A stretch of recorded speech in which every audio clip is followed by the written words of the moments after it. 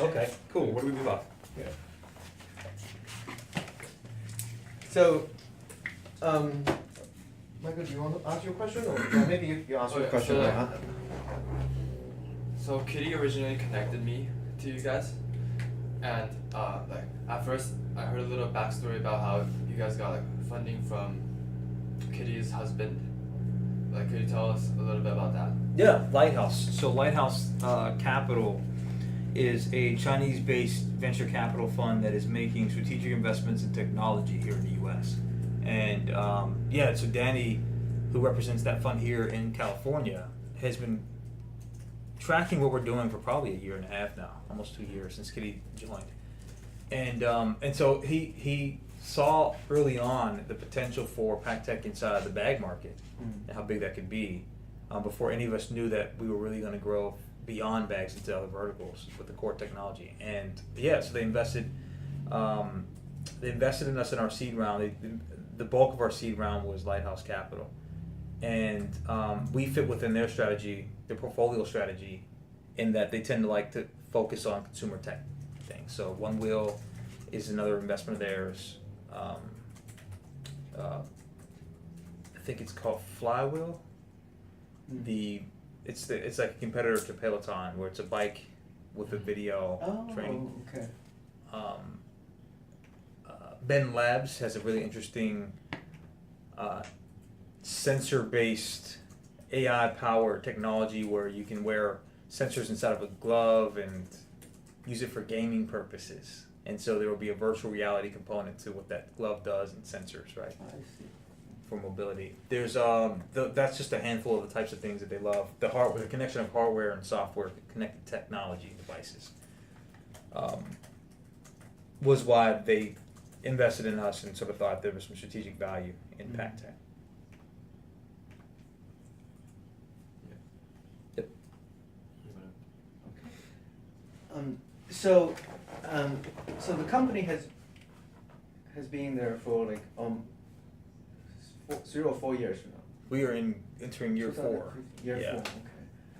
So has the company broken even, or is still? From an EBITDA standpoint, we are break even now. So our goal is, we've reinvested much of our profit into technology, product development, inventory team.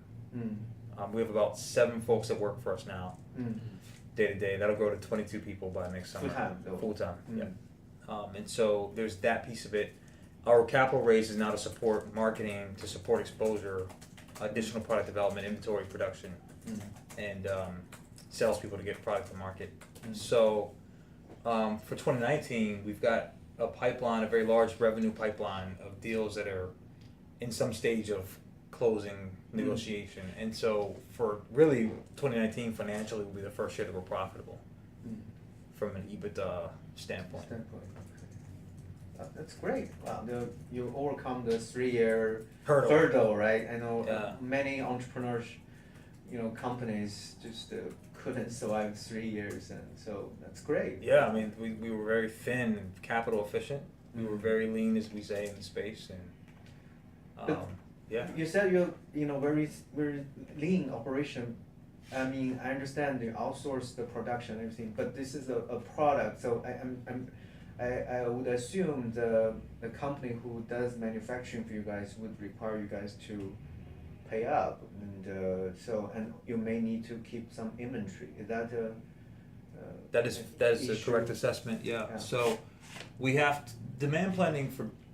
There's different business segments, obviously, that have different inventory turnover rates, different needs, different supply chain needs to our end customers. The bag business is largely a custom business, a custom design business. So it takes 90 days to make a product. We try to make as much to order as possible. So we'll run inventory based on customer purchase orders for specific bag types that they need for use. So teams, for example. So they will place an order, and then you will make the design, product. and then they manufacture. That's it. So the turnaround time is about 3 months. Yeah, 3 months. 90 days. That's right. Now, what we'll try to do to be strategic and shorten lead times is we'll make a standard base set of bag product that works for the sport itself, and make the customization things like logos and not necessarily design on the bag. So in those cases, we have inventory that will produce ahead of what our expected salespeople's demand is for different sports. So there's a football bag. Most teams carry the same type of basic bag. Some may want zippers here or compartments and pockets, but most of them need, from a functionality standpoint, the same type of form factor in a bag. And that goes back to our strategy canvas curve, is not to make a superior bag quality for every team. It's to make a bag that carries our tech the way they need it. So in those cases, we'll make enough where we can support enough team orders based on expected conversions to sales. And in that case, no matter what we do have to pay our factories to make them. There's deposits. We have a factory that's very close to us, so they'll give us very good credit terms typically. And so we're dedicated to working with two of them on the bag side. Close relationships, and they kind of support us in that way. And so we're always managing inventory, working capital, and cash flow as close to the order process as possible. The same as any apparel business would have to do for the bag side. Tech's different. The tech can be printed much faster. It doesn't take 90 days, maybe a month to produce thousands of units, right? So because the tech can be used in multiple different places, we have less concern on inventory risk than we do for a design bag. I see. Yeah. So you're basically, I think you're dealing with actually two different industries. One is apparel, another one is the tech side, right? Yeah. So today. Yeah. So Ultimately, we want to license it to another bag manufacturer as we grow. Someone who's like Samsonite, who can license our tech in theirs. That'd be great, yeah. So that's another way to create revenue, probably create a large amount of revenue. Right. Yeah. So, can you tell me a little bit about your current source of revenue? Is it rough division? So the business side or the consumer side, or who are your major clients right now? Yeah. So because of the sensitivity of some of these commercial relationships, I won't talk names today, but most of our, if we look at the next quarter, like 2018 has been mostly consumer business revenue from e-commerce and from sales of bags to teams and custom orders, right? All of our revenue to this point has been that for these devices. Starting in January, really starting now, because we have orders for devices for the first time by themselves, separate from the bags. So moving into Q1, you'll start to see that our agriculture business, our bag business, and our locker business for devices starts to ramp because we're introducing this tech for the first time to the market for those. So we already have pre-orders for a lot of those for mostly B2B customers. They're buying the volume-based purchases for their different uses and applications. Can you, I know you cannot probably disclose detailed number, but can you give me like a ballpark estimation, the revenue, if that's okay? Yeah. We're not. I won't give you numbers yet. It's just too early in our life cycle. But we've surpassed the 7-figure top line revenue number, I can say. And we're experiencing larger rapid growth because of our agro and retail and B2B part of our business. So the number in 2019 is really dramatically impacted by the demand that we created in 2018 outside of bags. So that's kind of the complexion of you can baseline where we are. Doesn't really say much in terms of where we're going, but yeah, once we'll get to the next 4 quarters and make an announcement. It sounds like you're kind of at this, I guess, takeoff stage. Yep. Is that the correct description of, it feels like the first few years you focus on educating customer, building relationship, and now it's time to take off. That's it. So we're actually meeting at the inflection point from product market fit and product development to being in market and scaling. It's literally happening now. And so, for example, I spent all day yesterday with our strawberry farm partner. That's a triple purchase opportunity. One with the farm, one with the logistics company, and one with the retailer that sells their product, all in one route to market. So yeah, there's a dramatic impact from. We spent the last 12 months on just building up business development to get to a place where now we have actual revenue and agreements that'll convert next year. That's wonderful. So that's why we're raising the debt now. We didn't raise it a year ago. It's because we can now service that debt. So you're talking about agriculture. It sounds like more than just agriculture, like a food in general. Is that Yeah. Is that right? It's so really food decontamination. storage, right? Is Yeah. that kind of? That's it, yeah. So they need to kind of store their or whatever produce or food to avoid contamination. So they need your product. Yeah, well, the tomatoes that you eat, if you Mhm. like tomatoes, or if the lettuce that you take home, the spinach Mm-hmm. that you eat, it starts at a farm. It gets harvested. It's put inside of a box, which is put inside of a pallet in a crate, in a clamshell or a bag. And at that point, it's put into cold storage to slow down the growth of microorganisms, right, and germs and mold, fungus. And from that point, the things that they're storing, they haven't killed those things. They're just slowing down the growth, rapid growth of those things. No matter what you buy, organic food it'll mold. Right. Over time. Right. It's there. That mold is there. It's just at a spore level. Right. We identified that our tech allows you to not just slow down the growth that refrigeration does, but it can actually eradicate and neutralize those spores if you get them early enough. So that food that you're eating in your fridge now that doesn't have Pactec purification, it still may have some level of natural occurring organisms that are in the environment, things that are not harmful to us.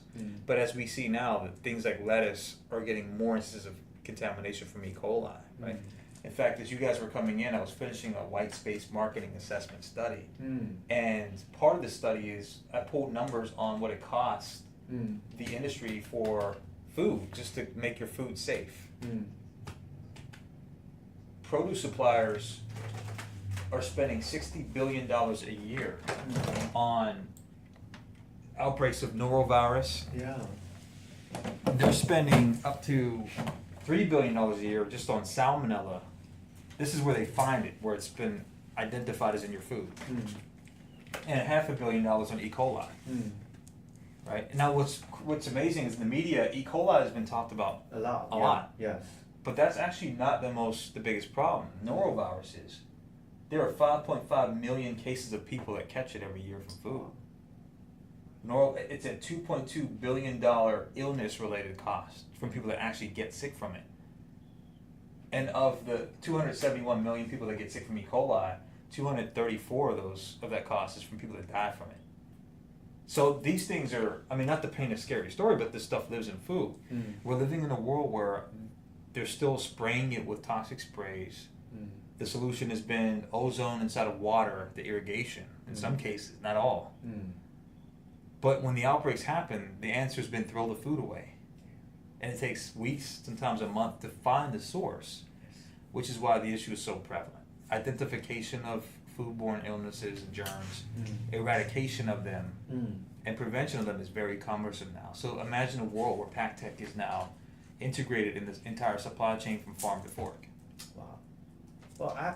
Well, this has great potential. It's massive. Yeah. And we just started in the bag. Imagine. Wow.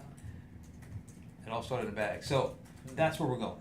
That's and So that's the focus of the future. That sounds like the part of it.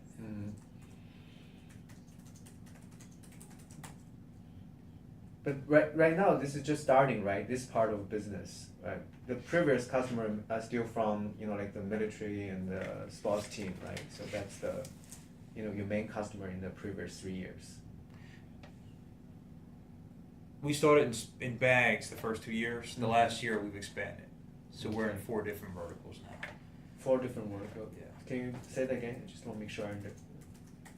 So there's 3 segments, 4 verticals, but it's mainly odor and bacteria, odor and germ control, food decontamination, and pest control. Those are our 3 businesses. So, pest control. I'm not sure I caught that part. Right. So did you talk about pest control? No, I typically don't. Okay. Because that's where the earliest in that vertical. Okay. The use case for pests is much different than microorganisms because of the duration you need to control pests. But we have early validation So of. the technology can kill Yes. pests? Wow. It can kill pests. Yep. You still need to clean up after that, right? After Yeah. they die, right? Yeah, that's it. Okay. Yeah, we can't get rid of Yeah. that's the main difference between microorganisms and large Yeah. organisms. You gotta For get- germs, they die, but They they did just body. die there. Yeah, you couldn't see them. Yeah, exactly. Okay. We're okay with eating things that you can't see. Right. They're dead, just not the big things. But But that's yeah. one of the. It's one of the that's one of the things that as we grow is on the horizon as this technology evolves. So these are more about what kind of technology involved, right? So you talk about different segments, 4 different segments. So the 4 different segments: agribusiness. Well, it's really 3 segments. 3 segments? It's odor and germ control, it's food decontamination, and then it's pest control. Pest control. Those really are 3 main verticals or segments. Okay. That's where no matter what we make, it's going to fit one of those 3. I see. Yeah. Okay. And the one that is already very well established is odor and germ control. Is that? That's where would we we're say the that? most the That's where furthest you along. start with. Yeah. Okay. Yep. That's Simple use cases, very easy to solve for us. Very large, even large sectors in that. Yeah. Yeah, I know you talk a little bit about those apparel companies, but it sounds like you are in a totally different game right now. I mean, they don't have anything comparable to your products. Is Apparel? that fair? Yeah, yeah. Do you have any company you consider as competitors or? Yeah, we do. So, not really in terms of our core tech. There's no tech like this that does this. So we're pioneers in that sense. Our competition is different types of solutions. It's in the bag odor space. It's going to be Febreze, Lysol sprays, powders, inserts, right? Washing machines. In the if we move away from bags and we talk medical space, right? UV lights, UV sanitization. In the locker rooms in sports, it's big industrial machines. They wheel in, looks like R2D2, and they let them work overnight, and they blast the rooms, right? I see. Okay. And even that, if the lockers are closed, then not as effective, right? True. Yeah, So they need to. it'll get the main areas, but it doesn't get all the so there's that, right? Our biggest competition is traditional methods of cleaning and sanitization more than anything. But there's no device powered smart solution inside of a device that's ubiquitous that does what we do. Do you think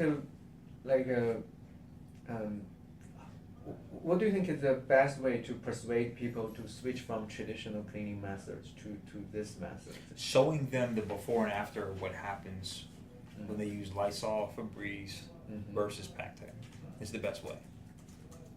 And that works 2 different ways. One is showing them the efficacy of what Febreze does at a microbial level. Also showing them the byproducts that come from what's in the sprays that they're using to solve those issues. So oftentimes it's like prescription business, prescription drugs. The drugs that people use to deal with the symptoms of larger issues typically have harmful side effects that are just as bad as the disease they're trying to eradicate.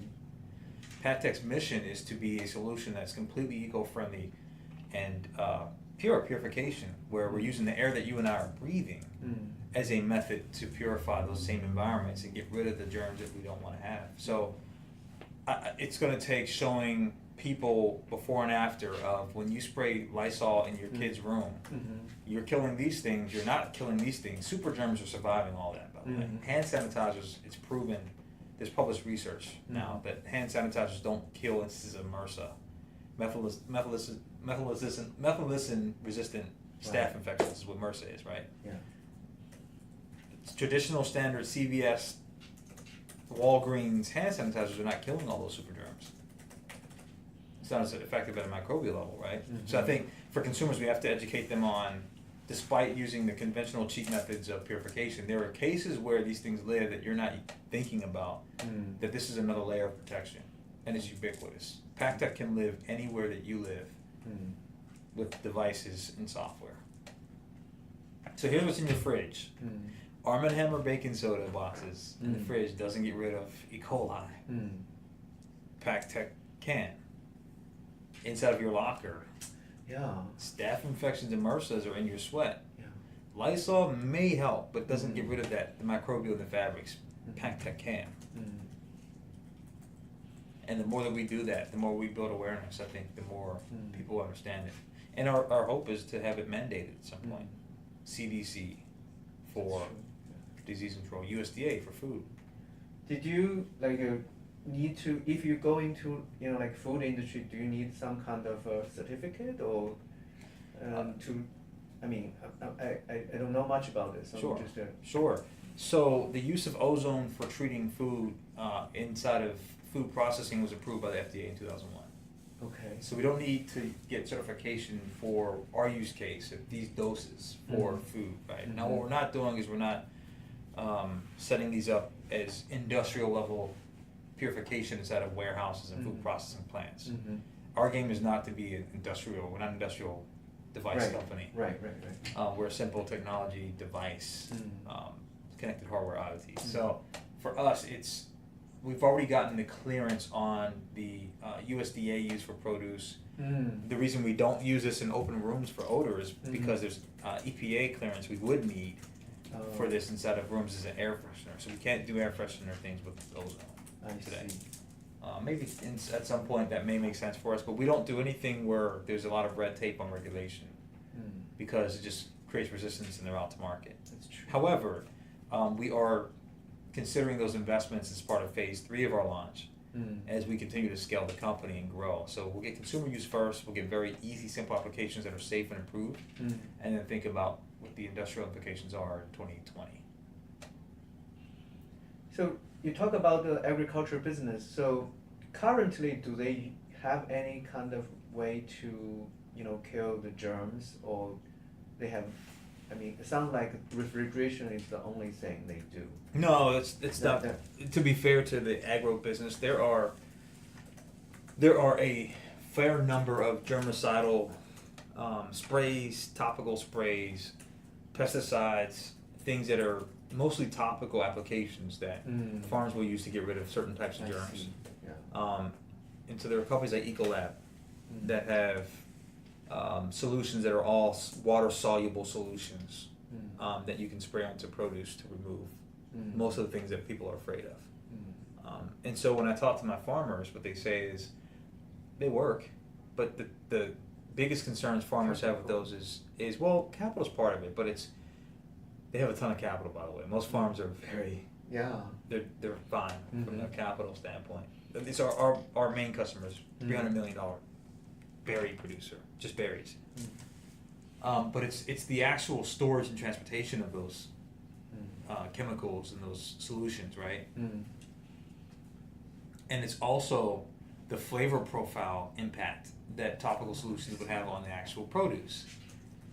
So what I get excited by is the idea that with PackTech there's purification for produce that doesn't impact the flavor because there's nothing topical, and they don't have to store anything in terms of bottles of anything, right? So if we were able to, we're working through this, but if we're able to use this in the field at the growing level, there's huge implications potentially for our ability to eradicate some of the nasty germs at the field level in the ground, right? They already tested your product, or we're working through that now. We're working through so, okay.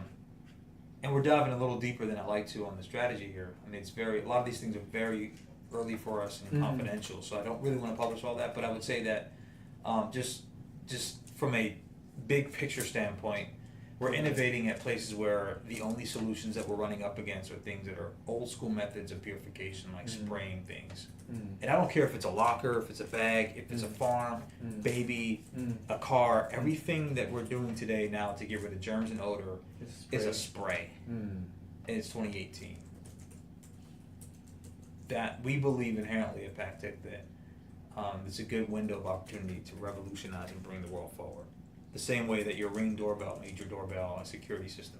Absolutely, yeah. Or Nest thermometer makes your thermometer smart. Very, which is one of those unique opportunities in Windows. You talk a little bit about strategy. So, I from what I heard that the company actually went through some kind of a strategic shift, right? Yeah. You start with idea of becoming some kind of apparel company. Now sounds like the focus is more on, like newer generation. How do you call it? Cleaning or no? Purification. Purification. Yeah. Okay, that's how you define it. Okay. We went from a self-cleaning gym bag company, to a purification platform from a single access point. Can you tell us a little bit about the thinking process? So what kind of what promote this kind of a shift in your mind? So that was easy. Okay. Yeah, it's one of our advisors. Mm-hmm. His name is Keith Subzovich. He's on that wall. Okay. He looked at what I was pitching and what I was thinking, and within 3 weeks of strategy sessions, helped me to understand what exactly we had. Yeah.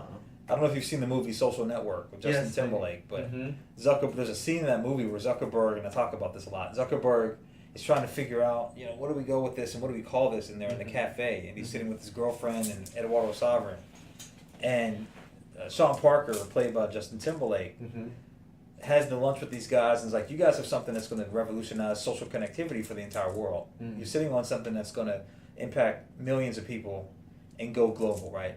The whole thing, he goes to the whole scene, and at the end of it, he's walking out of the cafe and he turns to Mark and he says, by the way, change the name of the Facebook to just Facebook. And he walks out of the room. And that's like the pivotal moment when they go from cute little platform, social platform in a dorm room to adoption, right? Yes. Keith is that Justin Timberlake moment in the movie for me.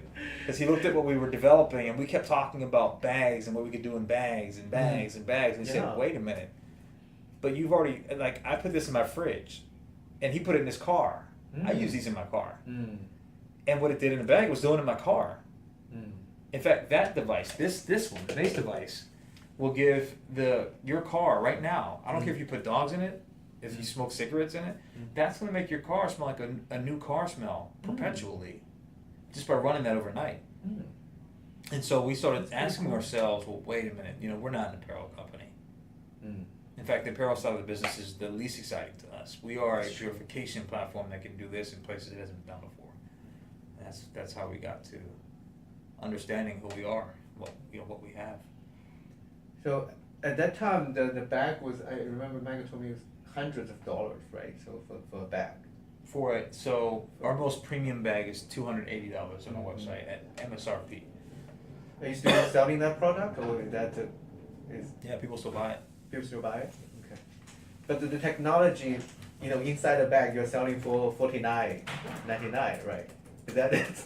Well, that's $49.99 now because we discontinued that. This is not that model. We don't produce in bags anymore.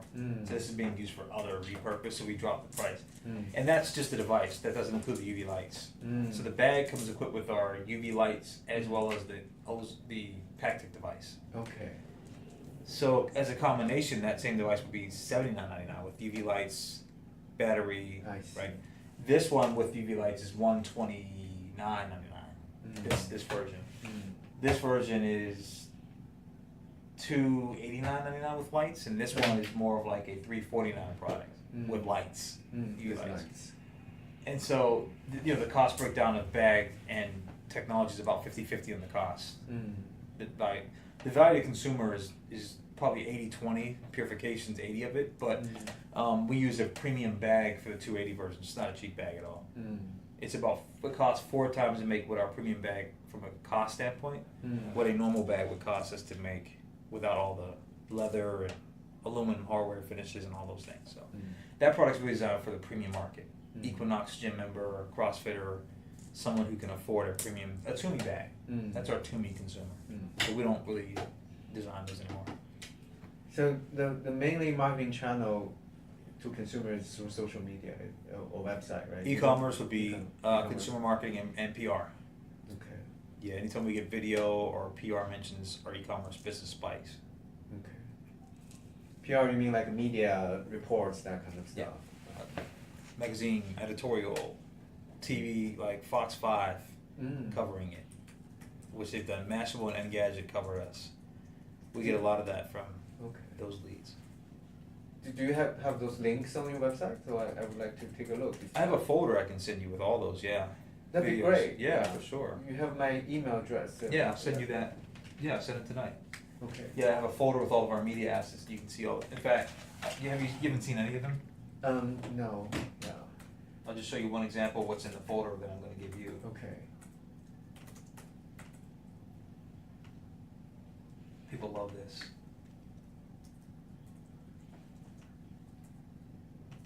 So this was a broadcast from an NFL game.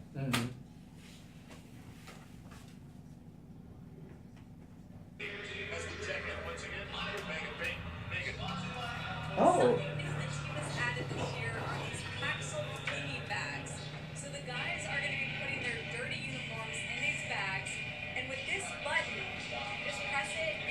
It activates oxygen and a UV light that eliminates odor and also kills bacteria. So it's going to be helping a lot with the smell. Cinch, how much would have you appreciated this back in your day? Wow. Yeah, that's a lot of pieces of thing in August. Beaming that back to us. Because I've never seen this such a bag. It's a bag that cleans your clothes, son. That's Is that amazing. real? Seriously. I'm raising a teenage son. Can I get my hands on one of these? That's a good looking bag. It's a travel bag. I noticed. That's our 280 bag. bag. Back to you first. Oh, it's a stitch bag. Because your stuff stinks. There's a stitch to it. New running back for Arizona and a local bag. It's great. Those things, and we didn't pay for that, we didn't ask for it. They just did it and sent it to us. Wow. You didn't pay for it? No, they did it. The Wow. Saints use our product for the team, and it was on the sideline. And Sean Payton is the head coach of the Saints. That's his daughter. That's the correspondent for the Fox affiliate. And they saw the bag and they covered it. And our website spiked. Our e-commerce site spiked. So this is an example of major sports team gets this e-commerce penetration. So now we raise capital now, so we can do more of these things now. I can have someone in the market to create something. This is very convincing. Yeah. Absolutely. They have like this close shot of the brand name and everything. National TV. Yeah. Wow. Yeah. So we're doing fine. We're in market now. Our mission is, while my team is growing our sports business and focusing on spreading the word, I continue to focus on recruiting, team building, innovation, and raising capital to keep spreading the word. And in terms of raising capital, the only approach you use right now is debt. You don't consider. Yeah, it's because I don't. Again, we're at a place now where I have zero desire to lose control of the board. I don't want to work for a VC ever. Absolutely, I But understand. the truth, the VCs are great. They have great relationships. But ultimately, I looked at the Force 400, for example, of the biggest companies in the history of the world, of America. You've got Microsoft, you got Jeff Bezos and Amazon, you've got Walmart's in the top 6 of those top 100 are Walmart heirs. If you study the Force 400, the top 100, I ask people this a lot. How many would you guess companies represented by the top 100 of the Force 400 wealthiest people have taken VC money at any point, any stage of those companies? If you had to guess, how many out of the top 100 billionaires? I mean, you're only talking about the wealth, right? So like including all different. I think kind of for technology companies, maybe like 80% of them. 80%. Okay. So, and of that list, how many would you guess are technology companies? I mean, what?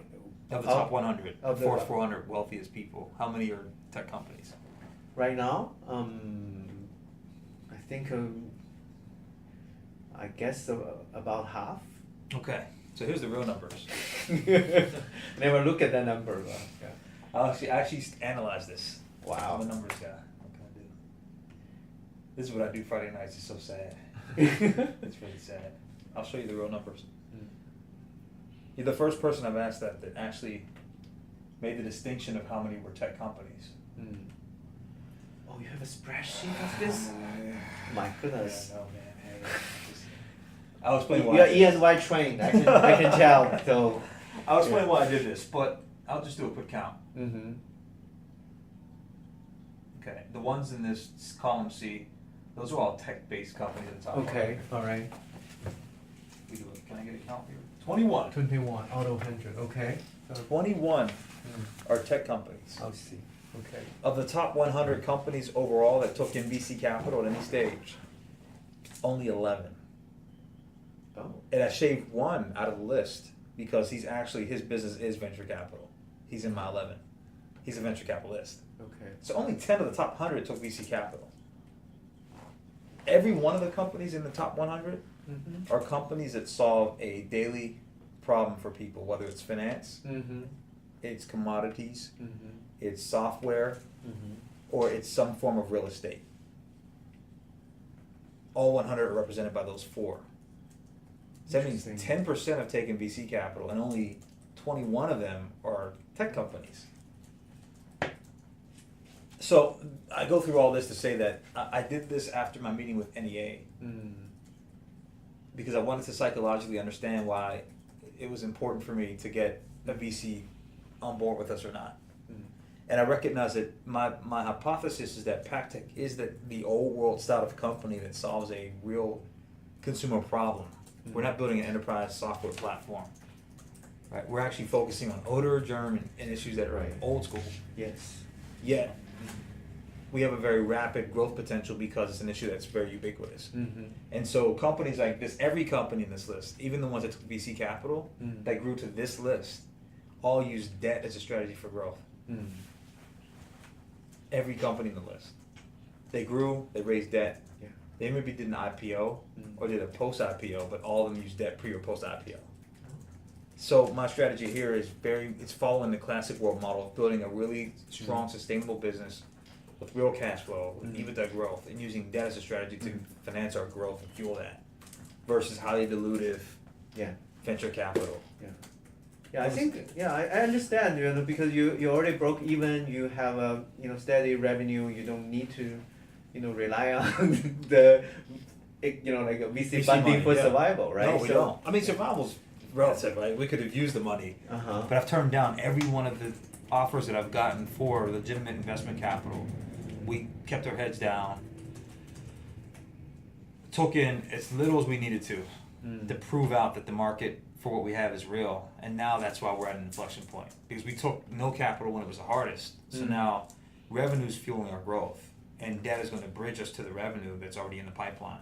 I get to now choose the type of capital mix that makes the most sense for us. It's why Tim and I now still own 98% of the company. 98%. Wow. There's a number there, sure. Okay, I heard the number. Right, we still control the board, and we own 98% of the company. Now there's convertible notes for the that are still outstanding for like Danny, Kitty's husband, his firm Lighthouse has convertible notes, and a handful of friends and family have convertible notes. They haven't converted. That's great. Wow. So right now you have 7 full-time employees. Right? 7. Are they here on the wall or They are. there? Yeah. So those people, like your Tim, I assume he's full-time. So Yeah. Tim, myself, Frank, Tyler, Kitty, Tim, you saw, Farai. And we've got one other adjunct person who is in the marketplace. He doesn't sit here day to day, but he's out doing sales. JB's coming on board, who'll be number 8. Our medical guy's number 9.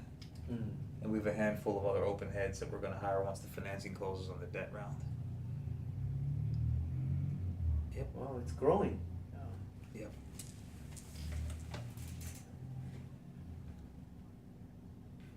So the logistics are mainly handled here, right? So you have warehouse in town. Yeah, our warehouse is here in this building. Oh. Yeah. Okay. We'll give you the tour. On the way out, I'll give you the tour. But all of our bag product is stocked here. The devices are made at a facility that's about 10 minutes away from here. Oh. EMI manufacturers. I thought you said that you're also from China, or no? Well, Part of it, components right? come from Components China, but it's from all China. done here. Assembled. The reason we moved Pactech to Irvine is so that we could be close to our manufacturing for the device. Okay. It's done here. So I guess the internal part probably relatively standardized, or Yeah, okay, then you different design. Okay. right. Wow. Different form factors. Yeah. And we're making another announcement in Q1 for a new product that is a game changer. What kind of like social network platform you use? Like all of them, or? We focus heavily on Instagram and Facebook. Okay. Moving forward, we haven't done much social media marketing yet. It's all been organic stuff. It's just been organic, PR driven. You didn't buy like a Google ad space, that kind of thing. We do. We have You Google do? Ads. We use Google Analytics for our e-commerce. Is that a big part of your budget, like marketing expenses, or? Moving forward, it is. Yeah. Okay. Yeah. So we're not investing as much in our core. We already absorb costs for development of tech. Now our spend is going to be exposure and marketing at this point. Yeah. Getting more sales reps in front of B2B channels, some e-commerce marketing for e-commerce customers, and some PR and brand building things to tell their story. Yeah. Yeah, those kind of like a national TV exposure, that's wonderful. Yeah, we love those. Yeah. They help. Totally, yeah. They help. Yeah, I can see you did a lot of research. I was, very impressed that, I talked to many entrepreneurs. None of them have this kind of, business expertise or knowledge, or, you use all those terms like only like many of my business colleagues know about. Honestly. Well. So you can teach a course at our university. Yeah. Well, I pretend very well, I assume, but thank you for that. Thank you. I appreciate that vote of confidence, and it's very kind of you. I would say that It's true. Well, thank you. Yeah, it's for me it's.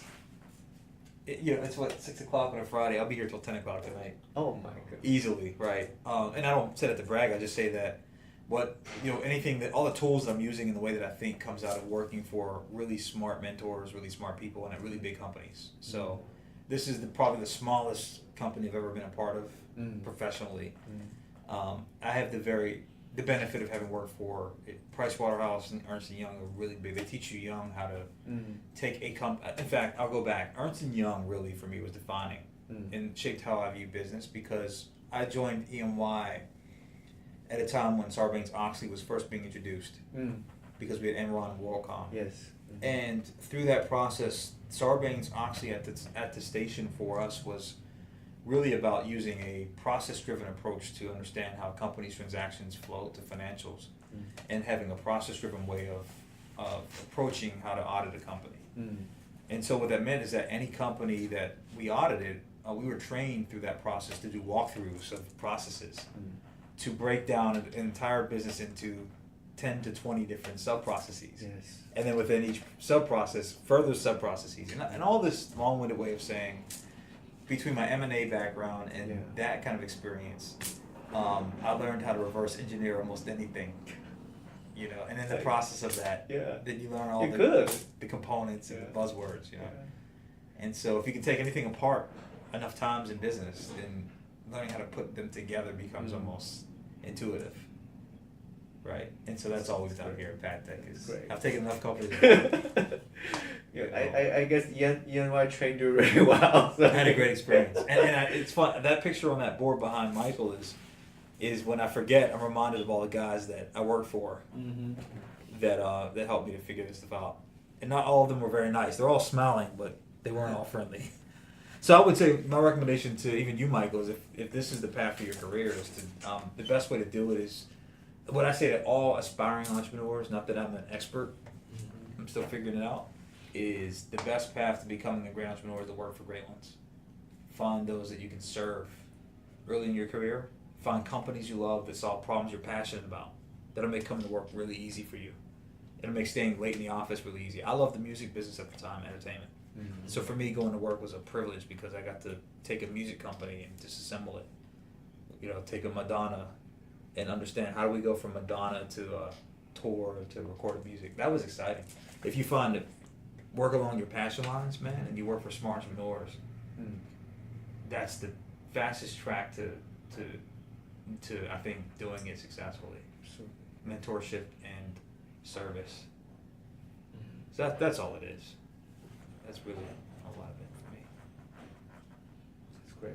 It's also why I love having interns like you and really. You become a mentor to them. Yeah. That's really why. I mean, we'll do this. This is a fairly large opportunity company, but really my mission is to replicate this experience for other Michaels, so that people that have ideas that are walking around shopping malls in Orange County can have a place to learn how to turn their ideas into tangible, profitable, cash flow companies that can provide value in the marketplace. I love that. The idea of that. It's great. Yeah. That's my presidential. Yeah. Yeah, I know we only have like 2 hours, so Michael, you have any last minute questions? So maybe a little bit more on the product, but because it deals with like UV radiation and also like ozone release, could you elaborate a little more on like the possible health implications on that, or is that like it's very minimal, no damage to anybody? Great, that's a great question. So I'll talk about UV and then ozone separately because they're two different things, but they work together in nature. So UV lights work through, in fact I have a graphic which may make this easier. I'll show you a visual of this, give you a sense of how this works.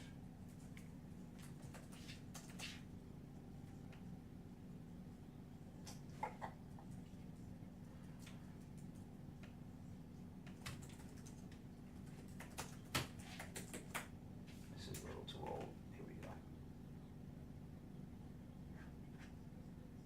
One second.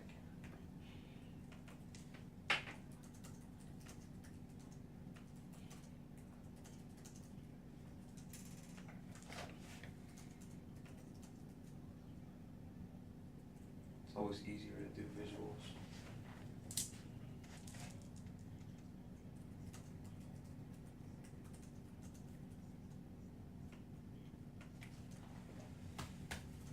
Okay, so what makes PacTech highly effective as a germicidal in high doses also makes it potentially dangerous for any organic matter, including people.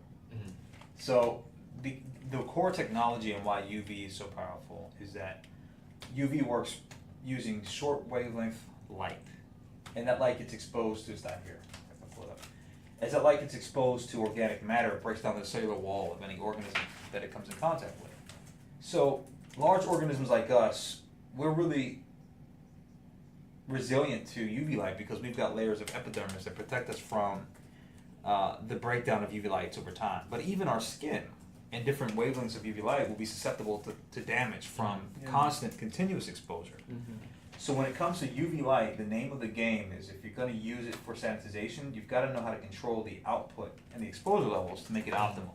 Still effective for killing off the things that are not resilient to UV light, but not harmful to things like humans that are, right? So I'll just show this. This is an earlier deck we used to use. Okay, so there are different wavelengths of UV light that do different things. Between 250 nanometer, so we measure the length of the wavelength, and light works through anything else in the energetic universe, right? It's all vibrational wavelengths, right? And if you study any quantum physics at all, there's particle and there's particle and waves. Everything in the universe is consisting of vibrating atoms. Light vibrates at a very high frequency at different wavelengths and a very low frequency. So what we do is we measure the length of those wavelengths and determine which one is the most effective for killing things like bacteria and viruses. 254 nanometers puts us in the realm of what we call UVC. UVA is more of a longer wavelength, longer duration, less effective method. When it comes to UV light, the shorter the wavelength, the more powerful it is for killing off most bacteria within a degree of reason. This is a very long-winded way of saying that when we developed PacTech, we studied different wavelengths and their exposure levels to microorganisms to find the optimal wavelength that was still safe to people. UVA is what we started with in the beginning because it's the cheapest UV LED that you can purchase now because it's still less effective. UVC is now a revolutionary version of wavelengths that's being adopted for medical use, for lab use, for dental, a number of purification uses. It's very expensive relative to UVA because it's very powerful. What we like about UVC that we didn't like about UVA is that UVC typically doesn't penetrate layers of the skin in humans. UVA will do that faster. But in both cases, our systems only work in short time increments. So when you power a PacTech device, no matter which version it is, the first button gives you 15 minutes, the second button gives you 25, and the third button gives you 35 minutes a cycle, and it shuts off. So for us, the first layer of protection is having time settings so that no matter what happens, it doesn't have enough exposure to cause damage to the eyes, to the retina. The second thing is that you'll see that there's a USB port for this version of PacTech. And all of our versions have some kind of connector for UV lights. That's because UV lights won't be powered separate from the system. So the power source, dedicated power that comes off of this will power the lights. So if you disconnect the lights, they're not going to run outside of our bags or outside of our devices. Those are two safety mechanisms to keep people from staring into any of these. In nature, ozone is created from UV light that's hitting O2 in the atmosphere. The oxygen that you and I breathe that's safe for our lungs is 2 molecules of oxygen is O2. As soon as you add a third molecule, you get ozone or O3, activated oxygen. The way that happens inside of the atmosphere is that electrical charges from lightning, for example, after a storm, when you smell that fresh smell after a storm, it's the charges that are hitting the O2 molecules, separating them into free O1s, and they become highly reactive at that point. And they naturally reform as O3. So the ozone side of it, the O3, is not really something that also is safe to breathe for lungs, for example, which is one of the most sensitive types of cells in our bodies. However, after 15 minutes, because O3 has a short half-life, it converts back into O2 and stabilizes. So what's nice about ozone is that it has a very short duration, high efficacy, very potent way of destroying microorganisms in the atmosphere, in fabrics, in lockers, in bags, in your home. So we took the power of both and using dedicated lithium ion made it safe by keeping it short duration, low output for ozone, and powered by battery with automatic shutoffs in closed environments to deal with keeping it safe. And what makes us unique and also powerful is that we continue to enhance the delivery methods, the dosage, and balance the inversion of that with efficacy and getting enough into those environments to actually do the purification. Hopefully that makes sense, but that's 2 years of research condensed into hopefully 3 minutes. That's great. Yeah, you know a lot about your business. That's nice, about technology. Well, this is important because when NFL teams are ordering your product, they want to know that it's safe. When our biggest customer is moms, right? That's our target. Moms deal with the odor. It's not the dads. It's not the kids. And moms want to know, is it safe for my pets and for my kids? So it was really important to us to be able to say that with confidence to the moms who are going to adopt this faster than any other consumer group. What do you consider as like your biggest challenges right now? Supply chain. Supply chain? Yeah, it's the ability to meet the level of demand in the marketplace. So you mean it right now is taking too much time to get the product? Or I'm gonna catch. Oh, sorry. Yeah. Hold that thought. Yeah. Hold that thought. Yeah. Hey, baby. Hey, you okay? How long is it gonna take you? Okay, I'm wrapping up a live. There's a business case study that my friends here are doing on me from Loyola Marymount University. So I'm just wrapping it up. Yeah. And I'll call you. Okay, cool. Drive safe. Cool. Bye. Yeah, I hope you understand, because usually at the end of a case study, we need to pose some questions. No, this is great. So I would ask students, here are the challenges. Do you have any suggestions, something like that? Yeah, challenges. Yeah. So supply chain. Well, I'll go back to the beginning then, because if you're talking to students and they were going to get any benefit from any of this, it would be, man, if I think about the evolution of Pac Tech from the beginning, the challenges number one were finding partners, finding people to build it. Yes. At the idea phase, you have no money, you have no time, and you're trying to convince people that have other things to do with their lives to help you turn your idea into something tangible. Yeah. So the first and biggest challenge, and the thing that could have taken us out, would have been knowing how to find the right partners. And we didn't in the beginning. Our first two partners defected. Tim and I had a different level of commitment to this than they did, I think. My management style is very unique. And so they didn't always agree or like with my management style. And somebody has to be the leader at some point, or things don't get done. So, what's your management style, leadership style? Get it done by any means necessary. You focus on execution. Execution, right? yeah. Result oriented. Very result. And making people feel good is not my first priority. Although I like to, it's like, how do we find the shortest path between where we are and the goal? And so I think for some people, they need to feel a sense of connection. They need to feel, supported, valued, and all those things. And I do that to a certain extent. Tim is much better at that than I am. Okay. Tim sends all the birthday cards. I see. I'm like, I'll just approve the budget for the birthday card purchases, I can see that. and sign it for me while I go get this order closed, this opportunity, So that's just my style. And so I think but it's challenging because that works when you're capitalized and people have good salaries and they have bonus plans and stock options. It doesn't work so well when people are at nights and weekends and there's no promise it'll work, And so that I think that is where having Tim's soft skills helped us a lot. So the first challenge is finding partners to launch with and keeping them committed at the table is very difficult. Second is, as then you experience success, it's also, our second challenge was, identifying the right fit of roles that the founders will play as the company goes from idea to proof of concept.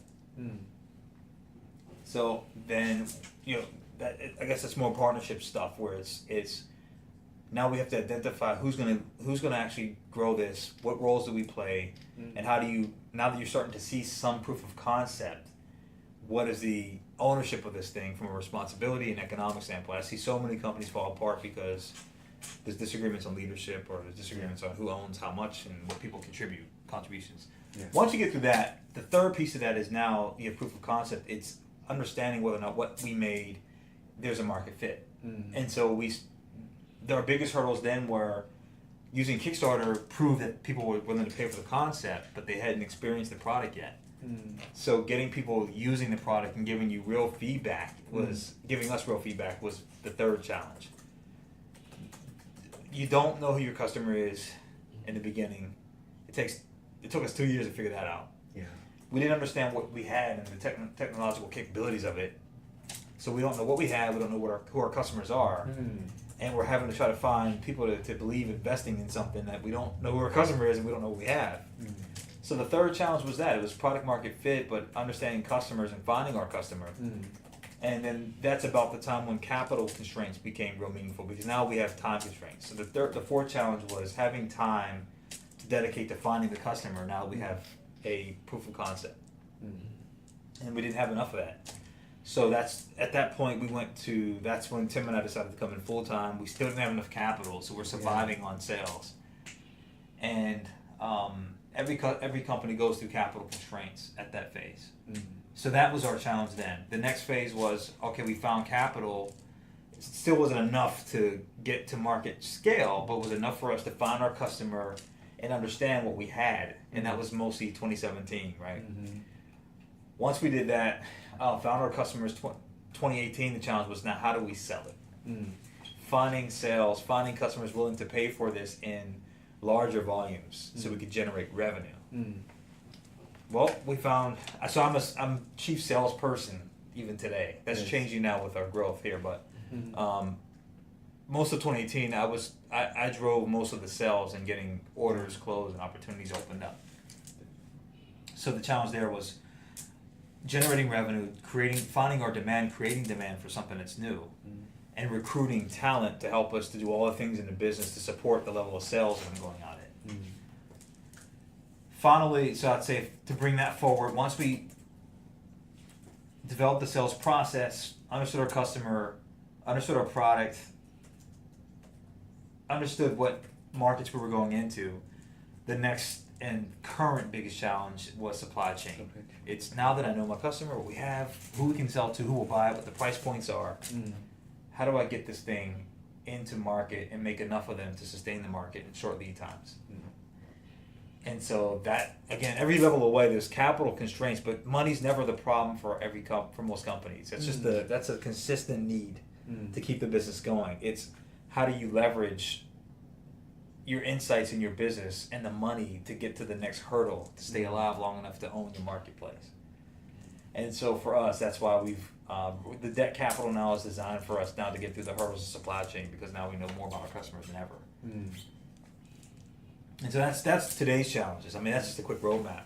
As I project out the next 12 operating months for us, my challenge is going to be now meeting the level of demand in all the new verticals that we're going into and expanding that without breaking our original.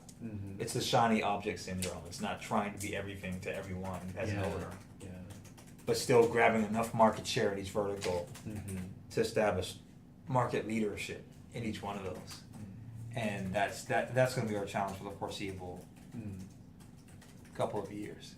It's great. Yeah, I'm glad you mentioned that. You're not trying to be everything for everyone, right? So there's a point that they said, hey, this is not my customer. This is not the area I want to get into, right? So so have you set that boundary yet, or still exploring?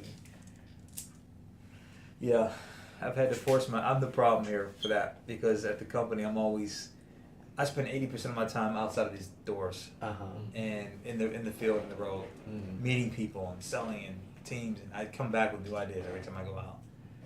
And my product team, every time I come back, they get nervous.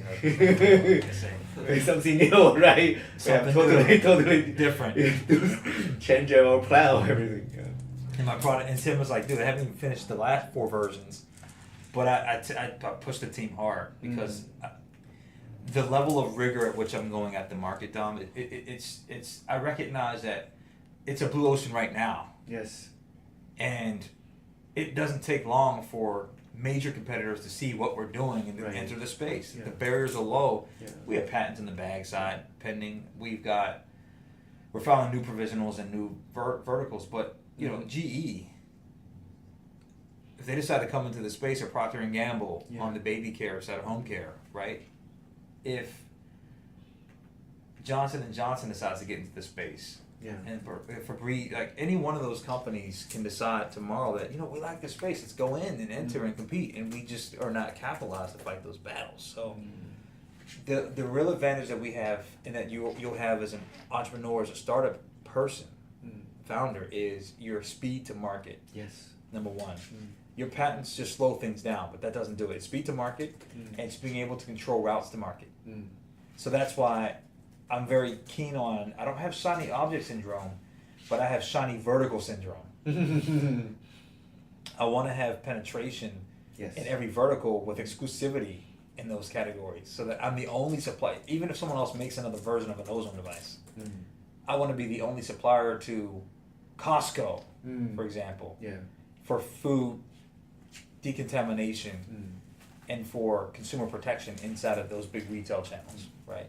Yes. Because then I've got the technology, I've got the product, but I also have the route to market.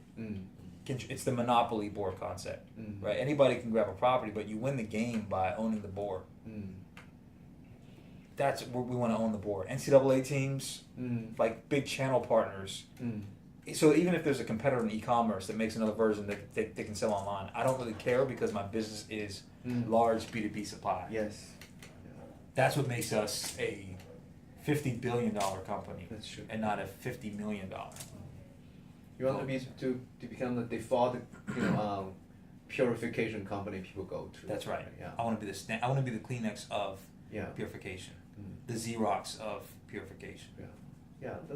That's a great point. You do need to move really fast and Fast. have the skill and the market to share and yeah. That's it. And I mean that's an argument for why companies take VC money, Yeah. because they get you the resources to grow fast, right? Yeah. But I think when they write about PackTech, the story will be how we used organic free cash flow and venture debt to grow a VC style venture. Yeah. You don't see that. You don't see that often. I think we might be the first. Yeah. That's true. Yeah. Almost most of the entrepreneurs I talk to, they try to please VC investors. For That's sure. their main target. Yep. As long as they get VC funding, they settle. They don't actually care so much about their customers. Right. In a sense, right? That's Yeah. exactly right, Don. Absolutely. Yeah. It's how do I, because the problem is the tech crunches of the world. They cover companies based on their ability to raise money. Right. But that is not a success factor. Right. The key success factor is organic growth, shipments, Mm. happy customers, right? customers. Employees that are happy, employee turnover being low. I measure PackTech based on those KPIs. I don't measure PackTech on does NEA write a $15 or $20 million check in my Series A. As a CFO, I've raised $280 million in venture money for other ventures. Right. Total aggregate. None of those had exited at a more than $2 billion or even $1 billion. I've had one IPO that's come pretty close. The real winners, even in those games. What's interesting is I looked at the Forbes 100 list again. What was unique to me, the insight was that VC-backed companies, and VCs are not really, they're great at capitalizing high-growth, platform-based software and tech companies. They're Right. really known for that. But they don't create billionaire founders. So the minute you take VC money from any one of the big players, the valuation potential for the tech company as a whole goes up. But the dilution offsets the valuation. So the original founders are back working again on their second ventures. Not many of them. You have the Airbnbs, the Brian Chesky's of the world, right? You've got the Zuckerbergs, Moskowitz, you got the Sergey Brins and Larry Pages. That's very unique and very anomalic in terms of wealth creation. But VCs are not known for wealth creation. They're known for value built on enterprises they can flip in an IPO or an M&A transaction. Yes. Yeah. And so the ultimate winners of that game tend to be the VCs because they have preferred shares that are liquidation preference with conversion rights, anti-dilutive clauses, all the things that come with the plain vanilla Series A through D term sheet. And that's because they're very investor friendly. So I can count at least 15 entrepreneurs that I've worked with, CEO founders that left and had to find another thing to do after they sold companies for more than $50 to $100 million, sometimes $250 million. So you're not thinking about exiting, right? So that's not the part of your plan. This is your long term. You know what it is? It's a great question. I don't have the answer yet. The truth is I'm not smart enough to know exactly what happens in 3 years, but I'm smart enough to know that I want to give myself the option to choose for the right reasons. So I don't. You're absolutely right, because I kind of can see that GE or Johnson & Johnson they may approach you and just like Coca-Cola out there buying all those new startup drink companies. So that's right. That's what they do. Yeah. Sometimes those the coconut water, the founder was at our school and he talked about it because the company was bought by Coca-Cola. Zico. Yes, Zico. Yeah, said. Very familiar. Yeah, they agreed because there's just a lot of pressure. Yeah, right. I mean, how do you not? The board is your board. If you have a VC on the board and there's a 15 to 30x multiple on their shares, they're going to vote this company sold. Yeah, because even at the time when they were sold, they didn't make profit. The company was losing money. Got it. Yeah, so that's why he felt like he just have to find a way. I mean, because the investor were not happy and he's still not breaking even. Yeah. Even the company already is very well known, but still Yeah. they're losing money. And they end up selling for a multiple on top line revenue because there's no Yeah. EBITDA break even path, right? Yeah. I don't want to be there. Absolutely not. You know, my margins on my product are 65% on average. Wow, good. Right? I just never wanted to build a business that I sold for users or eyeballs or for anything outside of free cash flow. If your company kicks off free cash flow, you have time Yes. and you have options. Yeah, you Those do. are two things to have, great things to have. Yeah.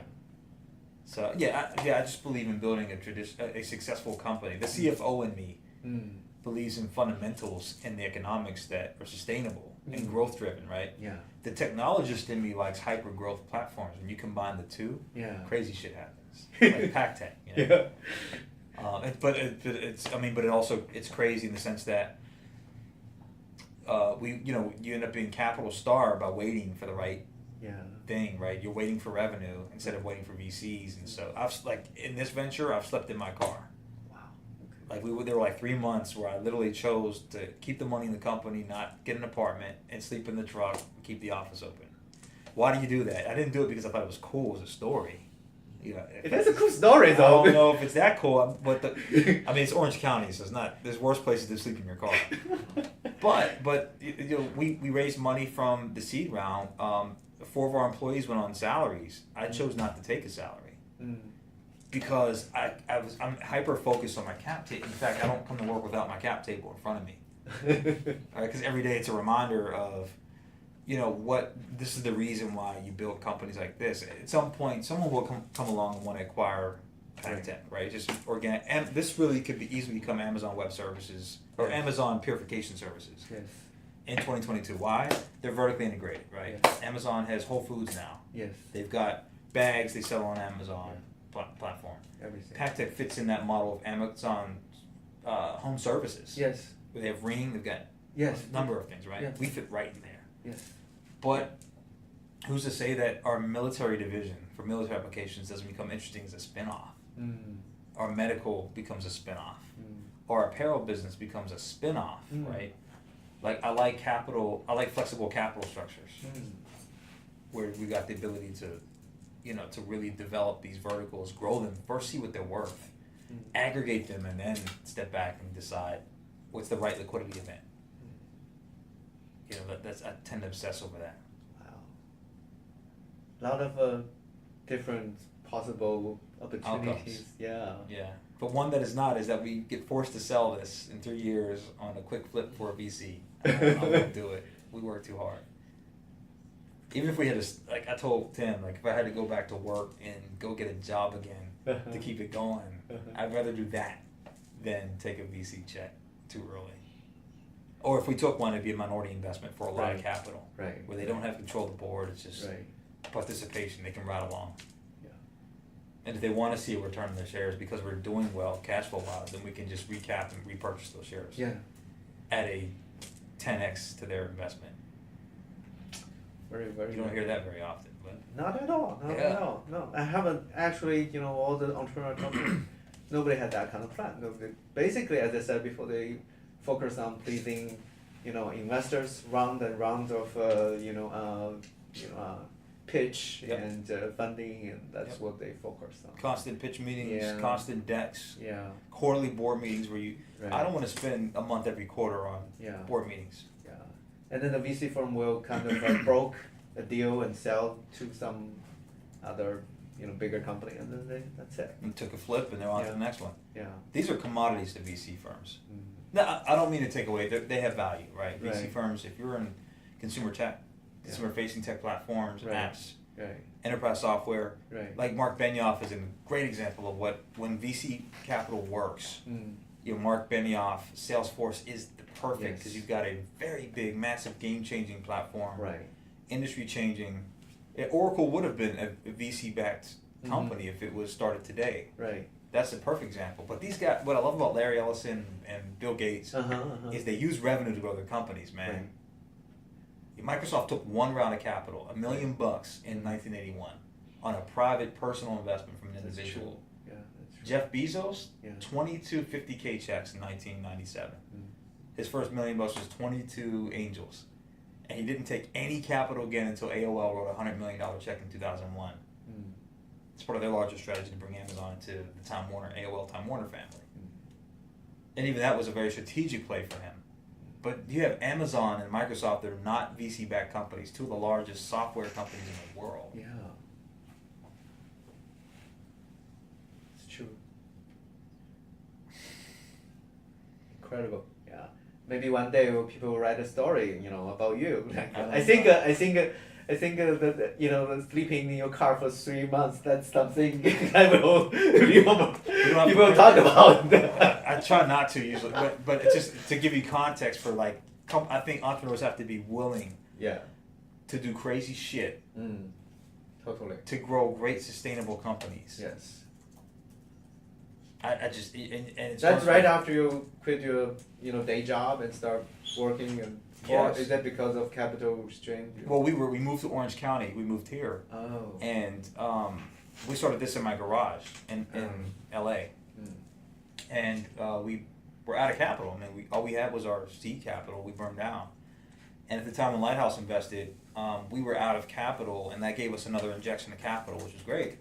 But based on the numbers, between January and April of closing Lighthouse, I could have either borrowed more money. I could have sold more shares. I could have taken in. I had a professional athlete, a very famous athlete, who wanted to invest. Yeah. Where I could have kept an apartment. Right. But the terms were ridiculous. He You wanted wanted 25% of the company. And even then, 25%, you think, okay, I. And I decided to turn his check down. We turned down 2 other strategic investors that wanted to put $250K in each. We could have raised $1 million. We'd had to give up 40% of Pac-10. So the company at that time valued for $4 million. Is that 40%? No, that's only $2.5 million. 40%. Two and Okay. a quarter. Yeah. No, No. wouldn't do it. It's Pactech is a $50 billion company, fully grown up. If we do this 50 right, billion, 50B for sure. Did In you 6 do to the 10 years. calculation or is it just a? I've done many enterprise value. I'm sharing. pretty I've done DCF. I mean, I've done DCF models, assuming cash flow. I've done them. I've done a few. No one. End of the day, no one knows. A smart MBA with a spreadsheet's dangerous. Yeah. So I don't rely on those numbers at all. I just know that it's not based on the size of any calc, not even a spreadsheet. If I look at the size of the problem and what the world. Yeah, the market. Yeah, the potential. The market potential. Yeah. So if I took VC money now, the pre-money on my round right now would be $150 million, just based on the size of the problem that I'm disrupting with odor and germs, globally. I can show a path to 150 million valuation. My pipeline is really big now, revenue pipeline. So to me, but I don't want to have that fight with VCs. I'd rather just get that, grow it, scale it, do it. It's great. Yeah, we're well positioned. We just have to keep going and meet our goals and ship product. All right. Well, I guess we went beyond our time limit.